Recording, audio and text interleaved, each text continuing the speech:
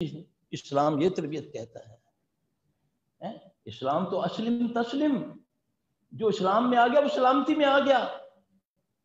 نہ میں محفوظ گھر میں، نہ باہر، نہ میرا بچہ محفوظ، نہ میرا گھر میں گوشت محفوظ، نہ میرا دال محفوظ، نہ آٹا محفوظ. سلفی صاحب گوشت لاتے ہیں، اس میں ایک دم کیڑے پڑ جاتے ہیں. سلفی صاحب ہنڈیا چڑھاتے ہیں، وہ ہنڈیا غائب ہوتی ہے، بیچ میں گوبر ہوتا ہے، بیچ میں پخانہ ہوتا ہے، مرا ہوا سانپ آ جاتا ہے، یہ ہو جاتا ہے. یہ تم نے دروازے کھول لیا تو وہ آیا نا. ہمیں تو حکم ہے نا کہ جب شام کا وقت ہو، مغرب سے پہلے اپنے دروازوں کو بسم اللہ پڑھ کے بند کر لیا کرو نا. جس دروازے پر اللہ کا نام لیا جاتا ہے وہاں شیاطین کا دخول نہیں ہوتا. آپ نے فرمایا اپنی اولادوں، اپنے بچوں کو، اپنے جانوروں کو گھروں میں بند کر لیا کرو مغرب کے. فرمایا اس وقت شیاطین کے نکلنے کا وقت ہے.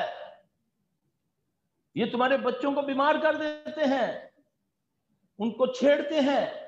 ہمارا وہی ٹائم ہے، پپو دے ابو آ جانا، میں جانا بازار. اب مغرب کے وقت بازار، مغرب کے وقت جاگنگ. ہاں جی کیا ہوا ہے؟ ڈاکٹر صاحب نے بولا جی یہ شوگر ہے تمہیں، تو ذرا چکر لگاؤ. وہ چکر لگانے کے بعد ڈگ دیے تھے اگلے جہاں. ہاں جی وہی ٹائم جو گھروں میں رہنے کا وقت ہے وہ ہمارا ڈاکٹروں کے پاس، بازاروں میں، پارکوں میں گھومنے کا. بچوں کو لے کر بال کھلے، خوشبوئیں لگائی ہوئی ہیں، پارکوں میں گھوم رہے ہیں. تو پھر گلا کس پر آ گیا؟ پتہ نہیں ساڑھن کی ہو گیا ہے، ساڑھنا لینج کیوں ہوتا ہے. تمہیں تو بتا گیا ہے رسول اللہ صلی اللہ علیہ وسلم نے، سب کچھ بتا دیا. میرے نبی بری زباں ہیں اس نافرمان امت سے کہ ایک ایک چیز تمہیں بتا کر گئے.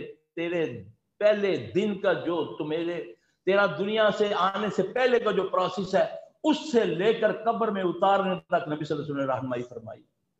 میں نے کتنا عمل کیا، کتنا اپنی اولادوں کو سکھایا.